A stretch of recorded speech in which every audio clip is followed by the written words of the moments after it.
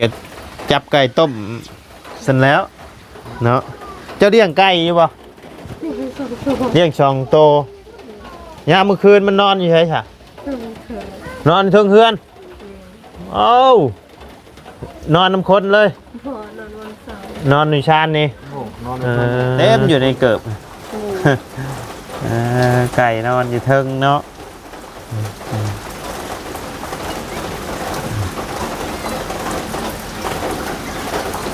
สองตัวเขาเลาะบุมีตัวผู้ใช่ไหมเนาะมันมีตัวผู้จะคือไก่ไข่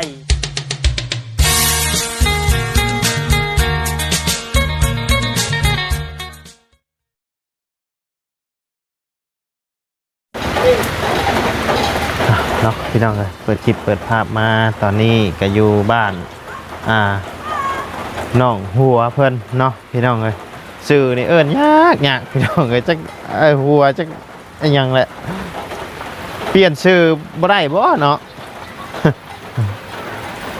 มีแต่มีชื่อเอิ้นอยู่บ่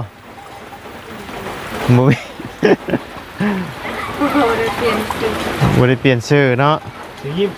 ฮะชื่อชื่อยิ้มเมาเนาะ บ่ชื่อกะย่าหัวนะเอาเป็นชื่อยิ้มใช่ชื่อยิ้มมันจังเอิ้นง่ายในหัวมันก็ยังใครอยู่ยิ้มนี่ยังโอเคอยู่นะหัวว่าคอยอันเบ้าไปเมื่อวานนี่เพิ่นคอมเมนต์มาจักชื่อหัวจักชื่ออีหยังวะเพิ่นว่าคอยเว้าบ่ถูกเพิ่นว่าตกลงนี่ชื่อตัวหอสระอัวบ่เมนหัวไงฮะบ่เมนหัวบ่แม่นหัวเนาะบางคนเพิ่นคอมเมนต์มาว่าหัวอันนี้ตัวหอสระอัวเนาะเป็นหัวพี่น้องเอ้ยหัวหัวใจหัวใจยังว่างเนาะเอาทักทายกับสบายดีเด้อพี่น้องเด้อฮะโอ้แม่นบ่เมื่อกี้นี่บ่เมื่อกี้นี่นะบ่แม่นไผค่ะรถบ่มีน้ำมันรถบ่มีน้ำมันสบายดีเด้อเด้อเราเข้ามาชนพลเข้ามาชนพลเนาะไปใส่บ่ได้พี่น้องเลยมีแต่นั่งอยู่ตารางนี่แหละฝนตกไปใส่ก็ลำบากนอนเชิงนอนโยมีแต่ข่าวห้องแล้วนี่บาบุญเลยฝนตกนี่ก็จับไก่ต้มเสร็จแล้วเนาะเจ้าเลี้ยงไก่อยู่ป่ะเลี้ยงช่องโต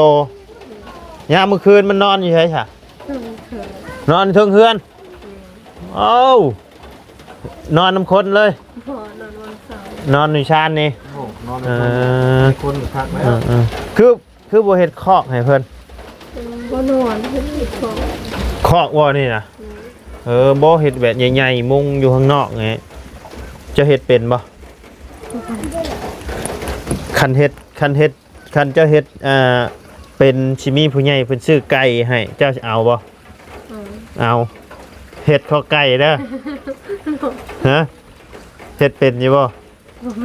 บ่เป็นแม่ทั้งแม่จะได้เพิ่นเฮ็ดเป็นบ่บ่ฮู้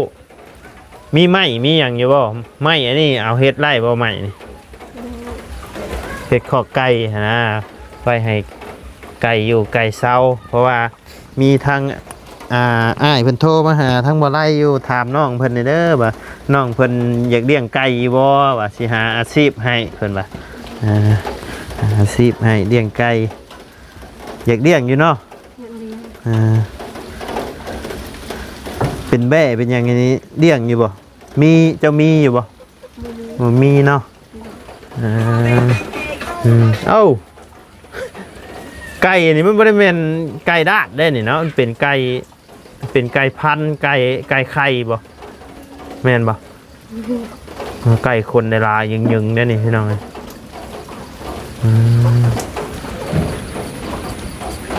อยากได้อยู่เนาะเห็ดคอกเด้อคันอยากได้เห็ดแล้วมื้ออื่นนี่ก็ได้มื้อฮื้อ เอาเนาะเดี๋ยวทางวาไรก็สิได้แจ้งทางอ้ายเพิ่นไปเนาะแต่ว่าก็ต้องมีแนวมุงเนี่ยอย่างคันเฮ็ดสิเฮ็ดอยู่หม่องไหนขอไก่เฮ็ดในตารางเลย มันบ่มินบ่ใช่เวลาเฮานอนได้กินมันขึ้นเฮ็ดอยู่พุ่นบ่แจพุ่นบ่แบบชื่อแนวมาอ้อมเอาชื่อเนาะชื่อตะนางชื่อไอ้ผ่ายังตะนางยางนั่นน่ะมาอ้อมเอาก็ได้เนาะต้องได้ฮื้อได้ใหม่นี่ใช่เนาะเฮ็ดอยู่นอกพี่ก็บ่ได้บ่ค่อยให้ขี่มันไหลลงไปพุ่นเลยเฮ็ดแช็กออกไปหน่อยนึงเฮ็ดเป็นอยู่บ่บ่เป็นเนาะติดไม้เลยเปลี่ยนชื่อให้น้องยิ้มบัดนี้เปลี่ยนเป็นน้องยิ้มซะทางบ่บุญแล้วว่าเอาเป็นน้องยิ้มแล้วว่ากินข้าวแล้วบ่กินแล้วกินกันยังต้มมีโดยเมนูเสร็จนะช่วงนี้ฝนตกพี่น้องกันไปใช้บ่ได้เนาะหาอยู่หากินก็บ่ได้ไปใช้กันลำบากแต่บ่ได้ยังปะรถใบอยู่ห้องพักผู้พี่น้องนะมากับบ่บุญมื้อนี้ฝนตก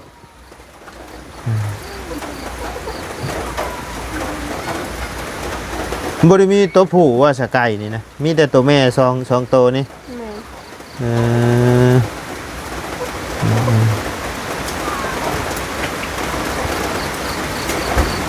อยู่เพื่อนกับไผมื้อนี้อยู่กับแม่โอ้จะกินยังหะตึมๆอยู่ฮะเฮ็ดตึมๆอยู่เนาะเฮ็ดกินหยังเด้ปิ้งปลาบ่แกงปลาบ่เนาะฝนตกแน่นี่บ่ได้ไปอันตึกอีหยังที่ว่าเพิ่นยกเพิ่นเอิ้นอีหยังวะเพิ่นเอิ้นยังเฮ็ดบ่ได้บ่เป็นตึกชะดุ้งบ่เห็นในทางมาอย่างนี้เพิ่นตึกชะดุ้งลายนะท่วมฝนตกนี่น้ำขึ้นลายถ้าน้ำขึ้นลายไปบ่ได้เนาะมาอีกเลยเด้นี่ฝนก็เนาะเป็นหยังก็ลำบากเลยพี่น้องในช่วงเพิ่นว่าอีก2-3 มื้อผู้ใดช่างชีวิตฝนนี่โอ้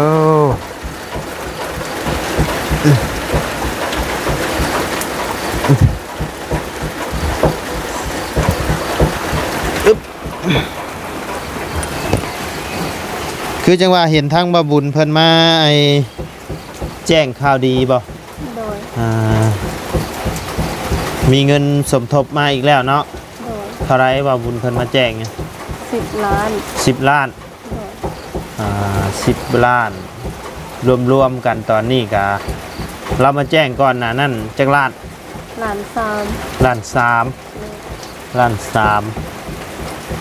แล้วก็มีน้ำไผ่อีกนะน้ำเบาเพิงเท่าไรล้านเก้าน้ำเบาเพิงล้านเก้าน้ำข่อยล้านห้าเท่าไร10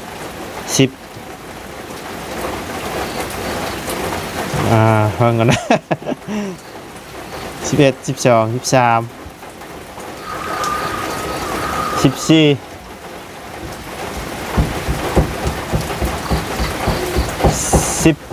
14 ล้าน7 แสนบ่แม่นบ่บ่บุญเท่าไร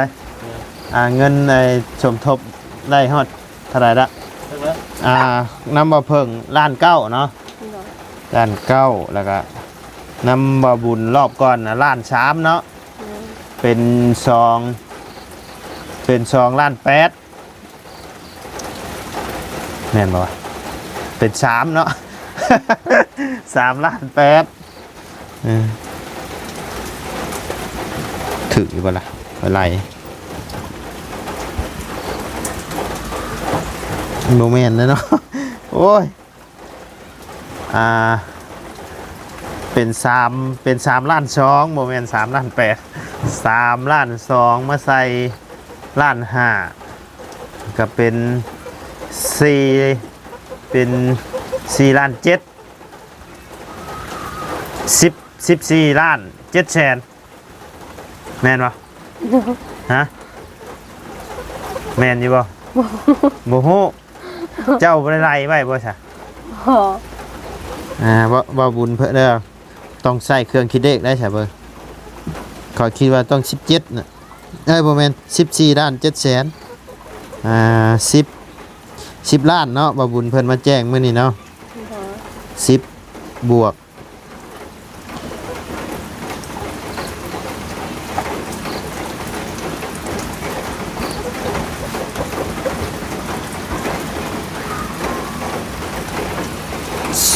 10 ล้านบวกล้าน 5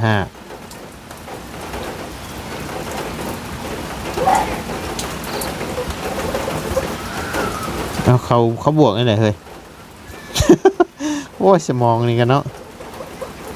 เอาถึกแล้วแหละ14 ล้าน 7 แสนนั่นแหละ14 ล้าน 7 แสนแต่ว่าสมทบเจาะน้ำบ่นี่นะ โดย กะทั้งเบิดมัน แต่ว่าเงินบ่พอสิเอาห้องน้ำก่อนก็ได้แล้วแต่ผู้ใหญ่เพิ่นสิให้ คันเงินบ่พอสิเอาห้องน้ำก่อน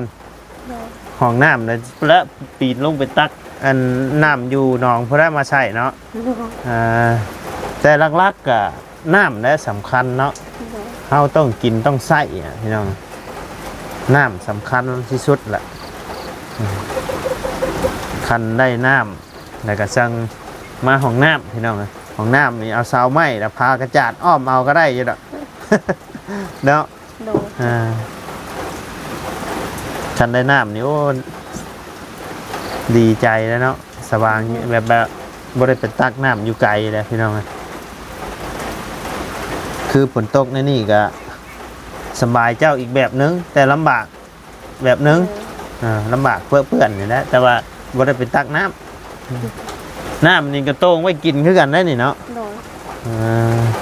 โต้งไว้กินน้ำพี่น้องคันมีทางใหญ่หลายทางโต้งไว้เก็บไปกินน้ำฝนนี่ก็อยู่ให้อยู่หน้ากินน้ำฝนได้พี่น้องยาม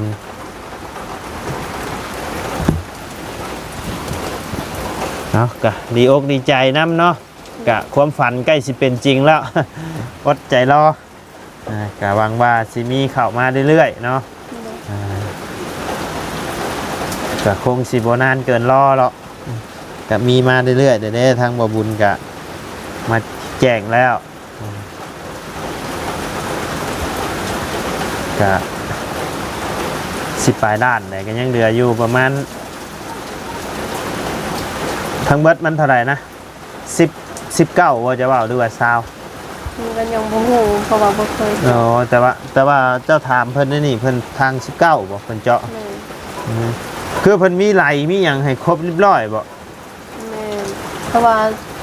มันยังใดมันยังของเขาหมด3 ของ ล้าน ของเขาเบิด20 ล้านจบอยู่หั่น แม่น เอามีแต่รอถ่าไส้อย่างเดียว แม่น คืออยู่พี่นี่เพิ่นบ่ได้ไส้ตัวเป็นน้ำนะพี่น้องเจาะแบบว่าเพิ่นไส้ลมเลยเนาะลมเป่าลมทางขึ้นเลย คืออยู่บ้านเฮาบัดคันสิเจาะน้ำเจาะอย่างนี้ต้องไปคนน้ำมาไว้ให้เพิ่นนะคนน้ำคนหยังใช้ทางมาไว้พี่น้องเจาะอันนี้แบบบ่ได้ส่วนน้ำเพิ่นได้เพิ่นจัดการเองบัดทุกอย่างเนาะพื้นไฟนะไฟมันสิถึงอยู่ว่าไฟเราจะต่อมาแต่เฮือนหนังได้ไฟ เพื่อละลงจ้ะ ขอต่อน้ำเพิ่นไฟนี่กันเนาะ โดย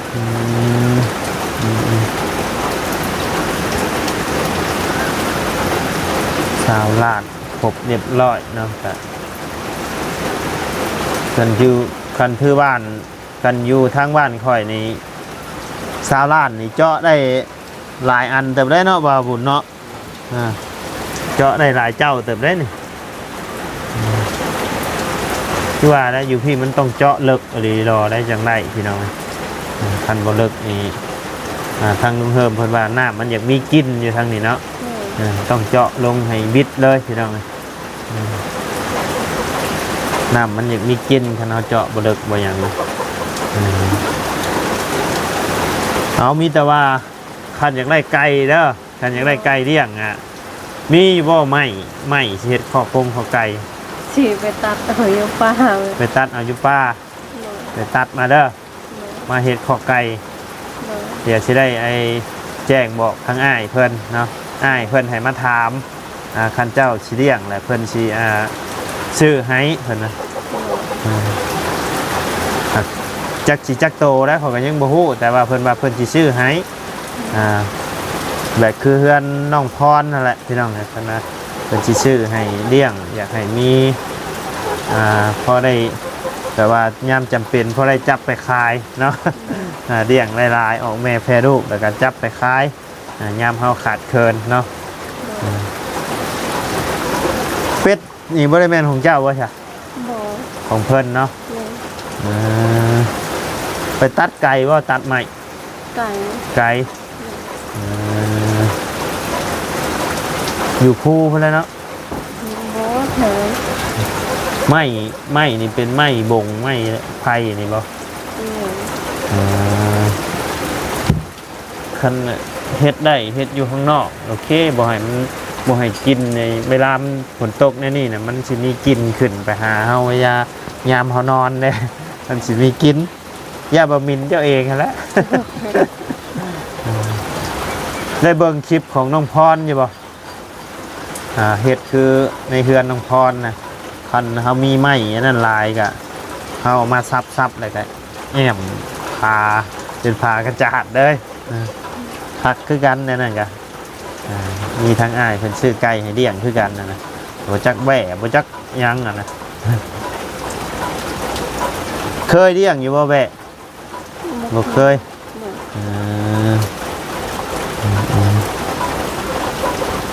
ยันบ้าอันยังบ่แบบว่าบ่อยากเลี้ยงอย่างยังสิลงไปหาเงินหาคำอยู่หั่นนะยังสิลงไปอยู่บ่ลงไปแต่ยังบ่ฮู้ว่ายามใดเนาะยังบ่ฮู้ว่ายามใดเฮ็ดแล้วสิลงไปเฮ็ดอยู่ไทยบ่บัดนี้นะคือได้ยินว่าอยากไปทำงานอยู่ไทยบ่ยังบ่ฮู้ยังบ่มีบัตรยังบ่มีวัดอ๋อต้องเฮ็ดวัดเฮ็ดเบอร์ก่อนอีกเนาะต้องหาเงินเฮ็ดบัตรอีกหาเงินเฮ็ดบัตรนำได้พี่น้องช่วงนี้บัตรแห่งลงไปไทยนี่คันบ่มีวัดมีเบอร์ก็อยู่ลำบากเนี่ยต้องเฮ็ดบัตรลงพี่น้องจังสบายใจเฮาไปใส่กับบ่ญาติสมัครงานก็ง่ายคันมีวัดได้งานนี่แห่งสบายเอาไปสมัครงานอยู่ชายเพิ่นก็อยากรับคันบัตรได้งานคันบัตรท่องเที่ยวนี่ก็ยังบ่อยากปานใดแล้วเฮาก็ยังอยู่แบบหลบๆซ่อนๆคือเก่าคันเพิ่นจับได้กันหนักคือกันได้ตัวนี้ก็แต่ว่าชวนลายลงไปชั่วมือนี่เนี่ยนายจ้างหรือว่าเฒ่าแก่เพิ่นสิเฮ็ดให้รถบัตรได้งานนะเพราะว่าเพิ่นสิถามรถเฮาสิเฮ็ดบ่คันบ่เฮ็ดนี่มันอยู่ยากเพิ่นก็สิบอกรถล่ะเพิ่นให้เฮ็ดเนาะ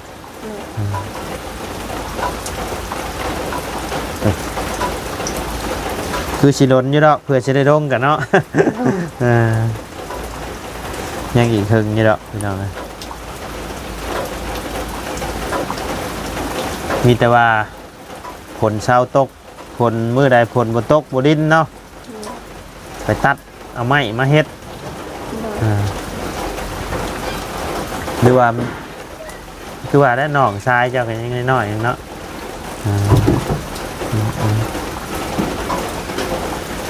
ให้แม่เจ้าได้ไปนำตัดไม้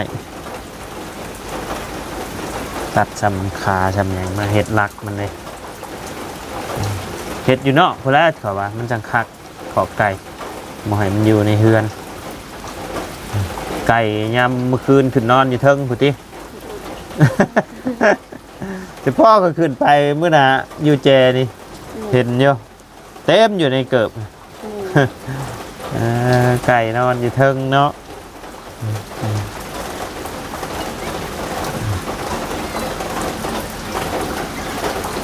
สองตัวเขาเลาะ บุมีตัวผู้ใช่ไหมเนาะมันมีตัวผู้จะคือไก่ไข่นี่แม่นบ่เบาบุญ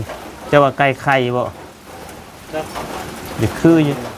บ่เป็นไก่ไข่กับไก่ต้มไม่ได้ที่เฮ้ยไก่ต้มเนาะ เบิ่งนี่คือสิเป็นไก่ต้มโอเคเด้อเสด็จมีแต่ว่าพร้อมมื้อใดก็ไปตัดเนาะคันเฮ็ดแล้วมื้ออื่นนี่ทางอ้ายเพิ่นก็สิชื่อให้มื้อฮื้อเพิ่นว่า แต่บ่ฮู้ว่าอยู่แถวนี้เพิ่นมีขายหรือบ่ไก่อยู่ในบ้านนี่เนาะมีอยู่บ่ บ่ฮู้บ่ได้ถาม บ่ได้ถามติแต่ว่าเพิ่นเลี้ยงลายอยู่บ่ไก่ในบ้านในหยัง แม่น เดี๋ยวจังว่ากันอีกทีพี่น้องเรื่องนั่นน่ะมีแต่ว่าให้น้องเพิ่นไปหาไม้มาเฮ็ดคอกก่อนเนาะเฮ็ดคอกเฮ็ดหยังแล้วก็จังหาไก่พี่น้องเลยปะมีแต่ว่าทั้งอ้ายก็สิได้ออกไปเบียกไปงานต่อก่อนบัดนี้ดีอกดีใจนำเด้อเนาะก็ขอให้ได้ไปไว้เนาะความฝันที่อยากได้ก็ขอให้ได้เนาะพี่น้องเลยจะใกล้แล้วแหละความฝันใกล้สิเป็นจริงแล้วแหละขอให้เป็นจริงไปไว้ ดีใจน้ำทางบ่อไร่กะปะสบายดีเด้อน้องเด้อโดยปะพี่น้องเลยทางบ่อไร่กะโอ้ยมึงเนี่ยจะขี่ไปทางใดต่อบัดนี้พี่น้องเลยคนนี่กะมีแต่คือว่ากันกับบ่บุญทะเลเนี่ยนี่พี่น้องเลยเข้าห้องเท่านั้นแหละไปทางใดก็บ่ได้เลยไปพี่น้องเลยสำหรับคลิปนี้ทั้งบ่อไร่ก็สิได้ขอจบคลิปปิดคลิปลงไปเพียงสำนี้กันเด้อพี่น้องเด้อขอบบุญขอบคุณพ่อแม่พี่น้องและ FC เบิร์ดทุกผู้ทุกคนนะที่เข้ามาติดตามนะครับส้มทางซ่องบ่อไร่เนาะสำหรับคลิปนี้ลำลาเด้อพี่น้องเด้อสบายดี